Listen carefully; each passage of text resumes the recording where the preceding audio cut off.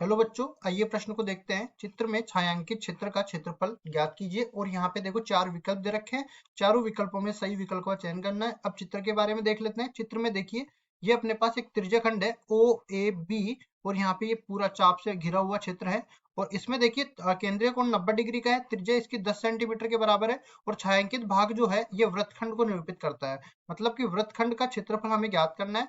अब देखिए, इसमें हम लोग पहले मुख्य अवधारणा की चर्चा कर लेते हैं।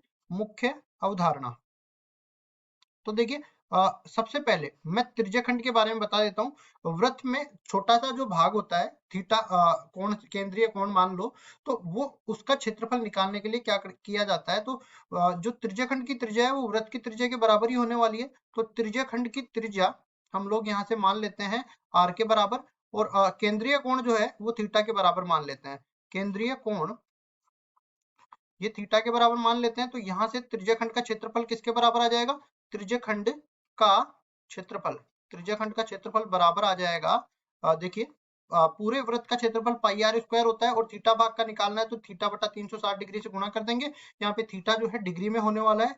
आगे बढ़ते हैं और समकोण त्रिभुज के क्षेत्रफल की बात करते हैं। समकोण त्रिभुज का क्षेत्रफल, त्रिभुज का क्षेत्रफल, समकोण त्रिभुज का अगर क्षेत्रफल होगा तो उसमें कोण की जरूरत नहीं पड़ेगी, डायरेक्ट ही इसका 1/2 गुणा में आधार गुणा ऊंचाई हो जाएगी।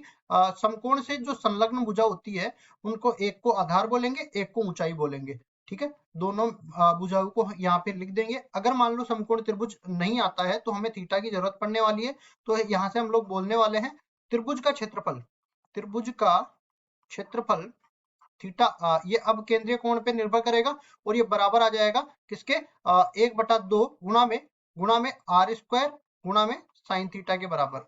अब देखिए आगे बढ़ते हैं और इसको हल करते हैं।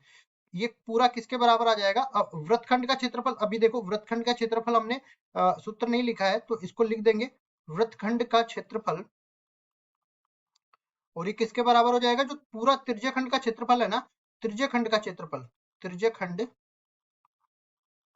का क्षेत्रफल, और इसमें से घटा देंगे हम लोग त्रिभुज का क्षेत्रफल।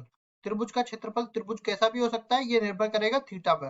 त्रिभुज का क्षेत्रफल फिलहाल हमें जो है 90 डिग्री दे रखा है, मतलब समकोण त्रिभुज है, तो ये वाला सूत्र हम लोग लगा देंगे। इसमें चलते हैं आगे, जो दे रखा है उसको लिख लेते हैं। यहाँ पे आर का मान दे रखा है 10 सेंटीमीटर के बराबर, और थीटा का मान दे रखा है 90 डिग्री के बराबर। तो यहाँ पे हम लोग वृत्तखंड का क्षेत्रफल लिखेंगे, या छायांकित भाग का क्षेत्रफल हम लोग यहाँ पे बोल सकते हैं।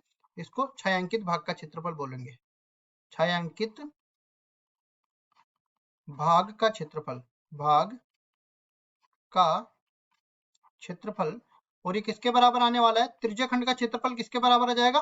पाई आर स्क्वायर थीटा बटा 360 डिग्री, और यहाँ पे माइनस में 1/2 गुणा में आधार गुणा में ऊंचाई, आधार गुणा ऊंचाई मतलब दोनों ही अपने पास त्रिज्याएं हैं, तो यहाँ पे आर स्क्वायर अपने पास आ जाएगा। इसको लिख देंगे, देखिए आधार गुणा ऊंचाई की जगह आर स्क्वायर।